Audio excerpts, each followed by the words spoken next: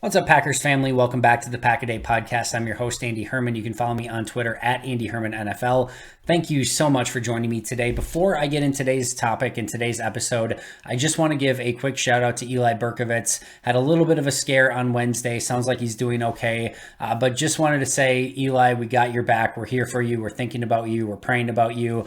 If anyone out there is listening and has a spare moment to give some thoughts and prayers, please make sure to do so as well. As mentioned, it sounds like he is doing well and recovering. But Eli, I just want you to know that, again, we got your back. We're here for you, and we are with you every step of the way.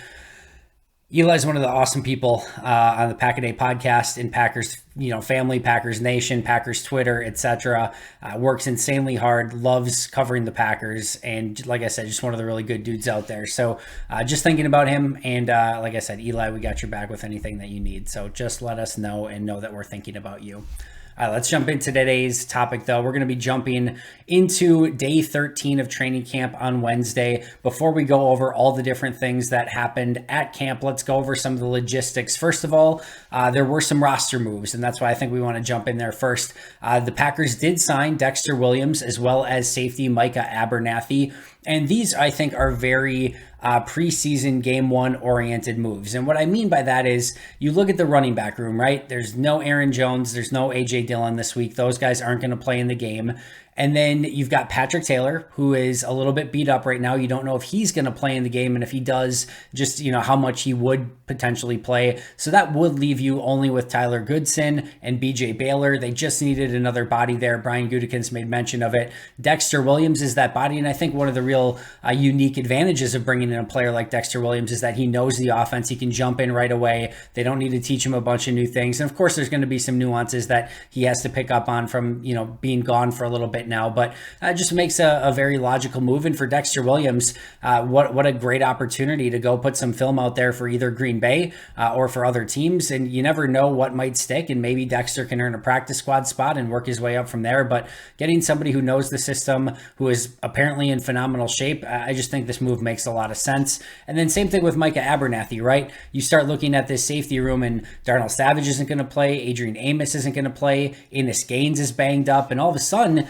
if there's no Abernathy, you're probably going into the game with only four safeties, and that's, Sean Davis, Vernon Scott, Dallin Levitt, and Tariq Carpenter. That's a little bit light on the safety side for going into a game. So this is another move that I think is very preseason game one oriented. But even if that's it, even if these guys get a shot to put some film out there and actually play in some preseason action, it is worth it for those players. And we'll see. You never know. One of those guys may end up sticking. There have been times in the past where Green Bay has brought in a player extremely late in the process. Nobody had any idea who they were, and all of a sudden they make it as a special teams player, or show out in preseason and get their spot on the roster. So you never ever quite know. But Green Bay signs again Dexter Williams, Micah Abernathy, likely with this week's game in mind, with some of the injuries and guys that won't be playing due to veteran rest and those sort of things. So of course, with signing two players, they had to release two players as well. Neither of them were a major surprise. Osiris Mitchell was released with an injury designation, so he will likely end up back on IR. He'll go unclaimed, likely end up on IR, and then they'll likely release him eventually with an injury settlement, would be my guess. And then Steven Wirtel, the long snapper, was the other one. Wirtel just hasn't looked good, let's be real. And we've talked about if the long snapper for Green Bay is actually on the roster right now. If he was, even going into prior to the release of Wirtel, Coco had been much better in practice thus far than Wirtel had been. Wirtel had been all over the place with his snaps. So the writing was on the wall. They just tried out a bunch of snappers. When you heard that they released two people, one of them being a long snapper, in the initial transaction that was announced was Dexter Williams, you sort of assumed that the corresponding move would be another long snapper and they would keep that competition going. It wasn't. So as of right now, Coco is the only snapper, and we'll see if he can go out and earn that job through the remainder of training camp and be the long snapper for week one.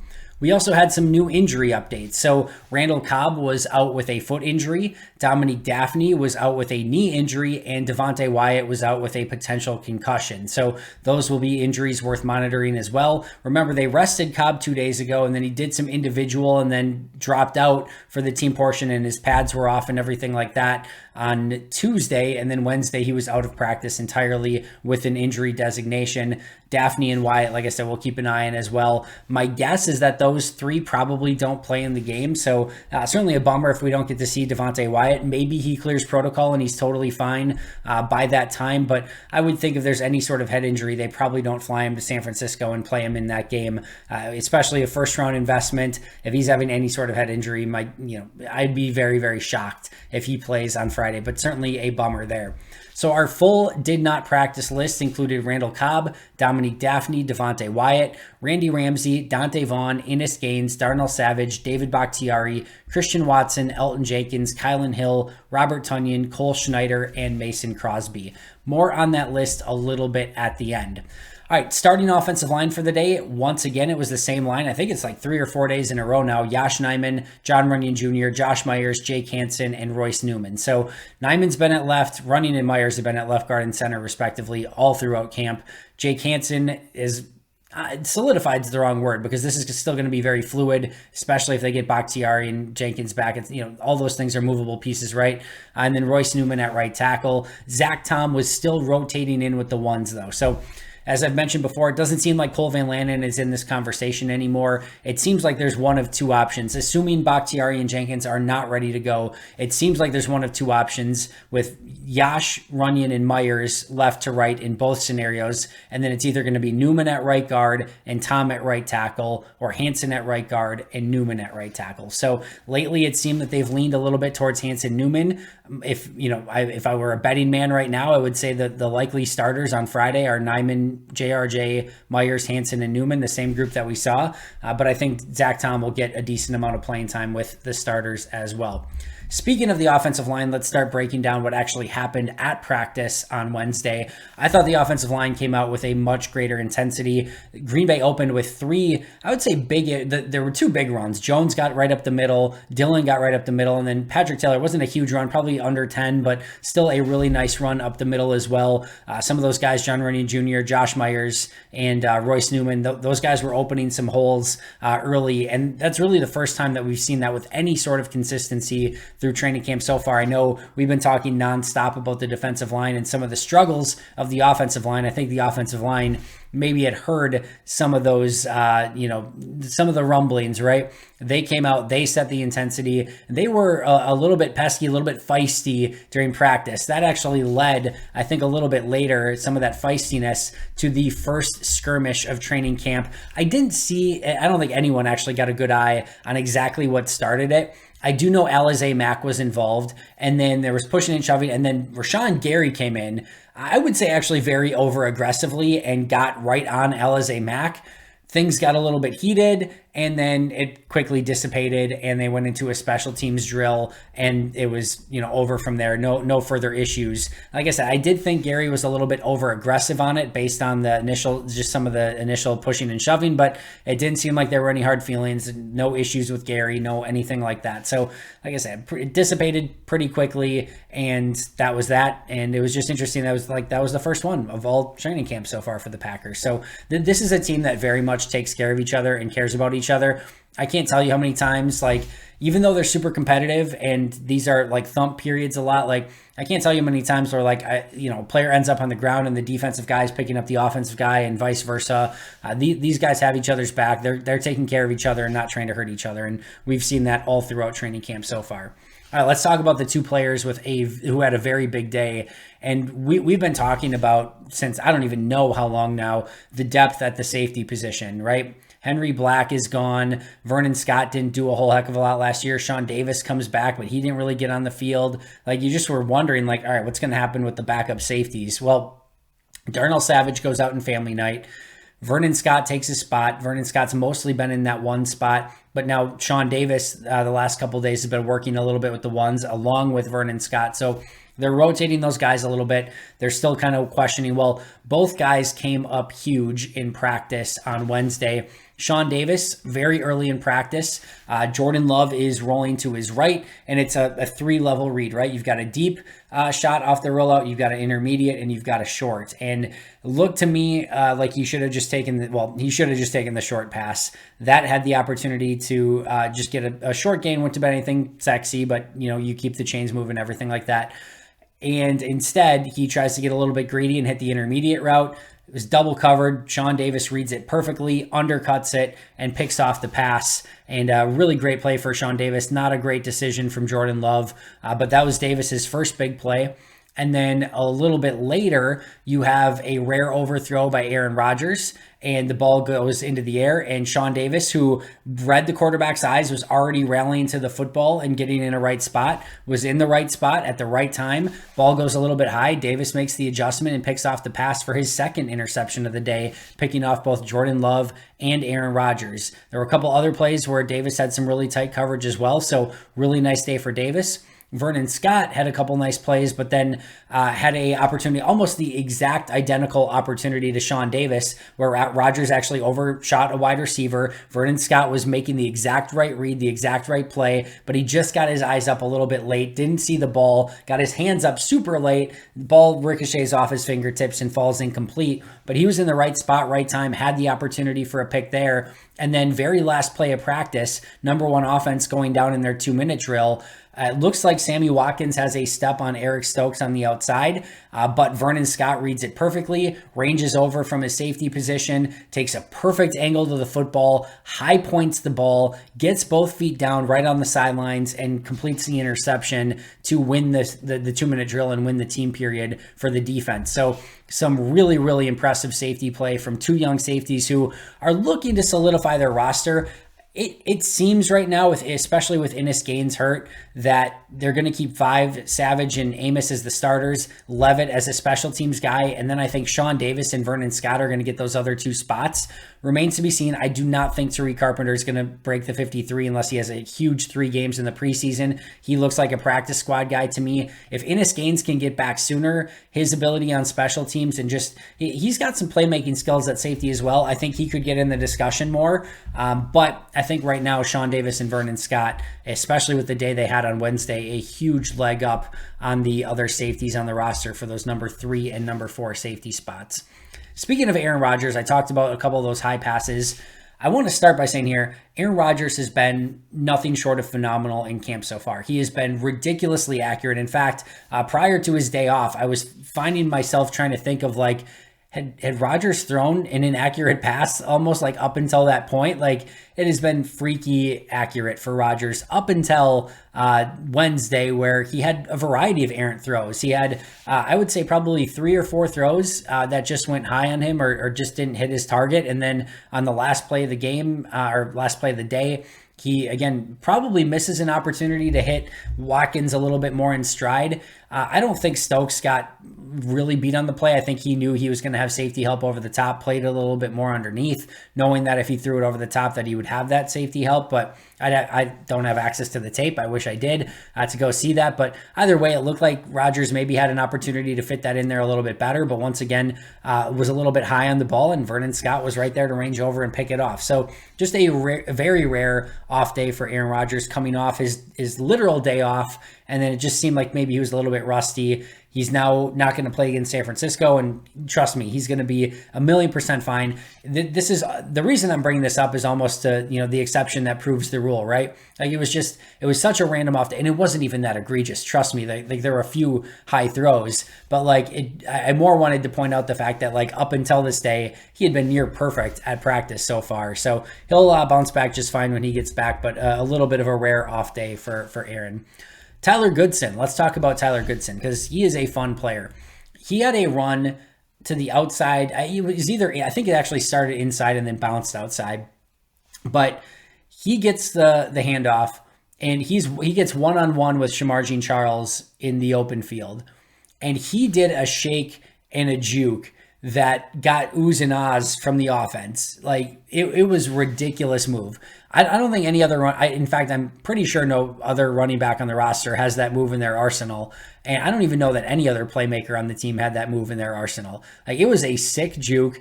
Now, to be fair to Shamar, he didn't bite that bad on it, even though it was a fantastic move. He didn't bite that bad on it. And if it was live tackling, he may have still been able to make a play on Goodson. My vantage point looked like Goodson froze him enough and then was able to use his ridiculous speed to bounce to the outside and pick up a big gain. But that was either way. If Shamar played it great, no worries. It was still a sick move and a really nice run by Tyler. And then in the 2-minute drill for the number 2s on the very last play, and we'll discuss this play in a little bit greater detail at the end here, but on the very last play, game on the line, down by 7, last play, it was about 29-ish yards out, and Jordan Love scrambles around and throws a bullet towards the corner of the end zone for not the back corner, but I should say just like the side, like the middle side of the end zone, where Goodson jumps up, makes the leaping catch, gets both feet down, and gets the touchdown. And they go for 2, and BJ Baylor runs it in for the 2-point conversion. But a beautiful throw by Jordan Love. I don't know how he fit it in there, but a really great play by Tyler Goodson to haul in the touchdown. This is not a receiver, right? This is a running back that makes that play, game-winning touchdown catch, or at least game-tying at the time, touchdown catch. And really impressive day again for Tyler Goodson, who continues to make a name for himself day in and day out.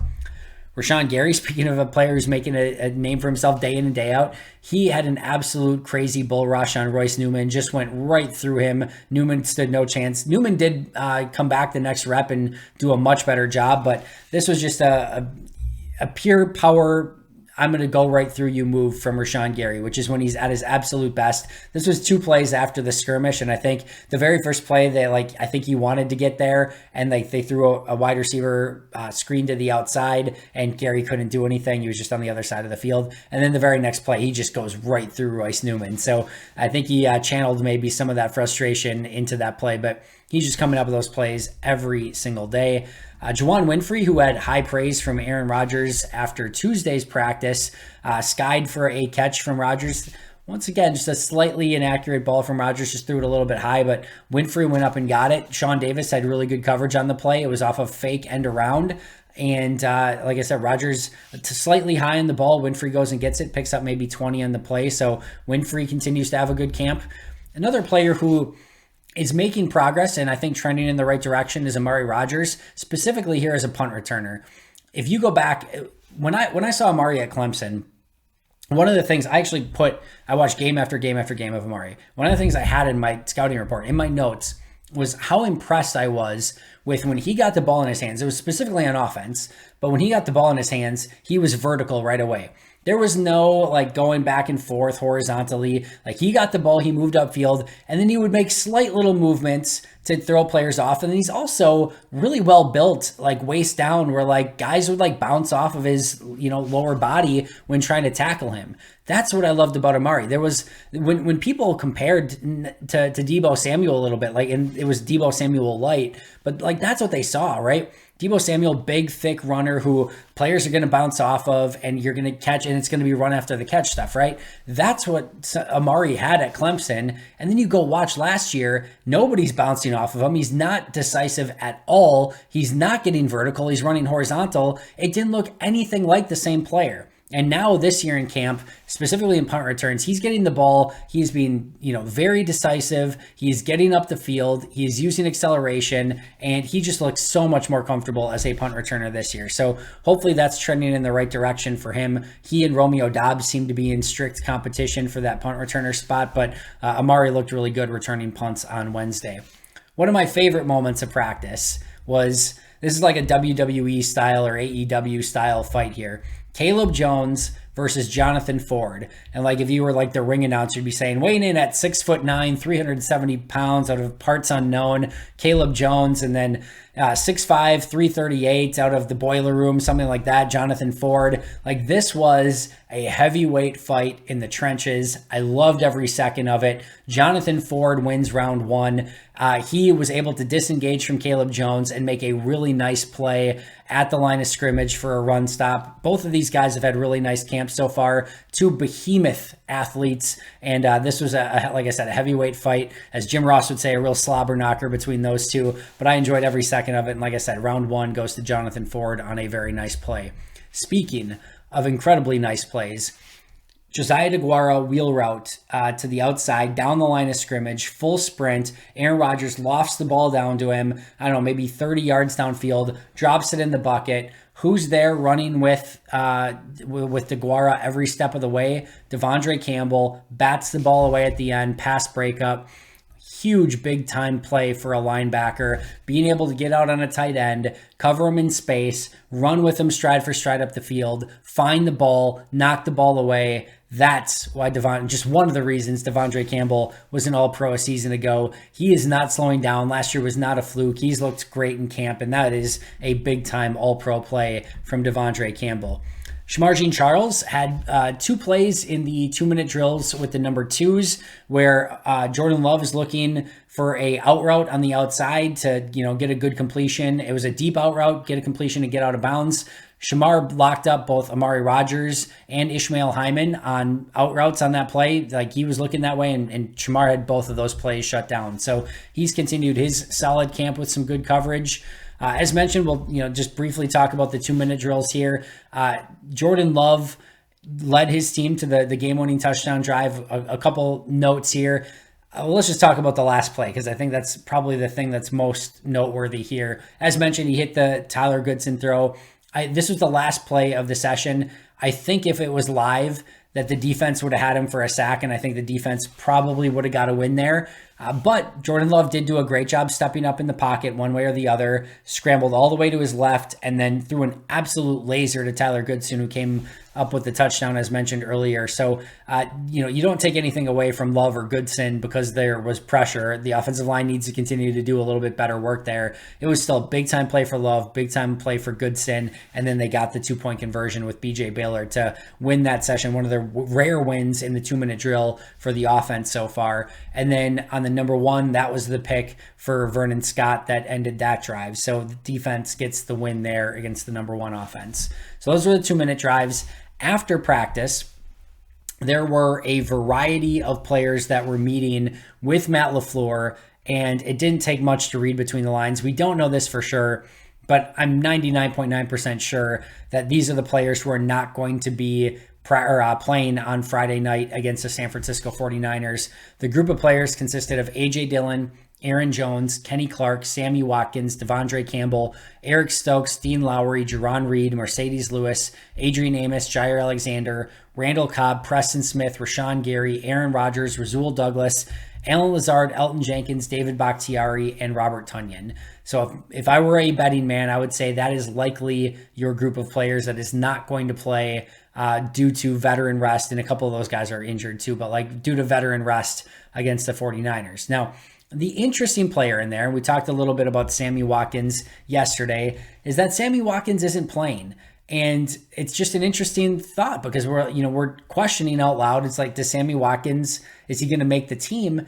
You would think if he's not, or if there's a chance that he doesn't make the team, that you let him go play and prove himself, right?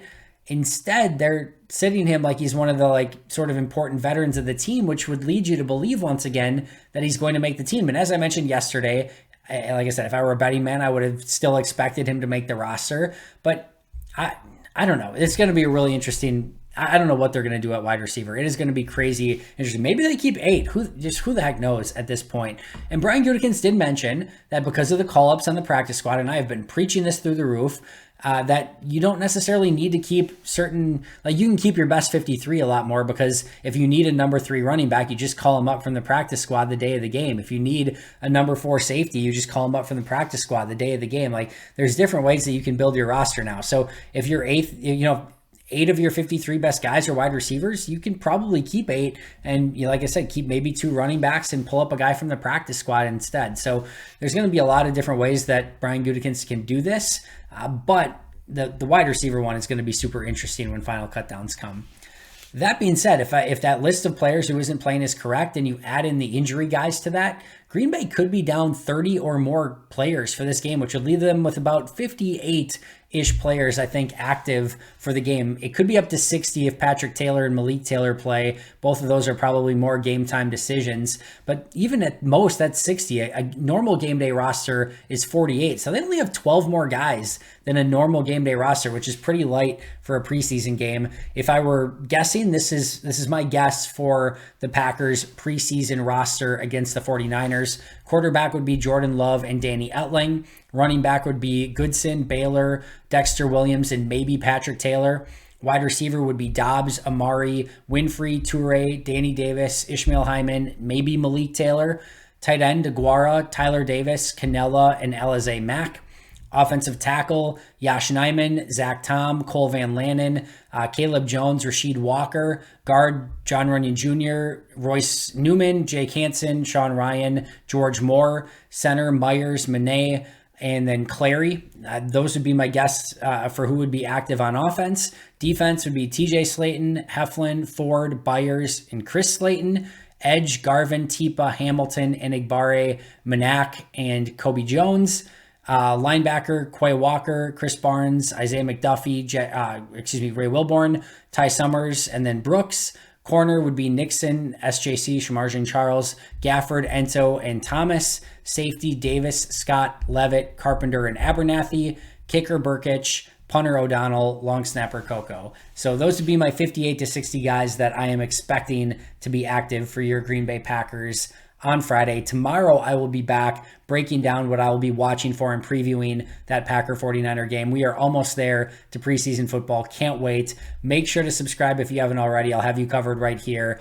That does it for me today. Thank you again for joining me. Again, shout out to Eli. But until next time, and as always, go Pack Go.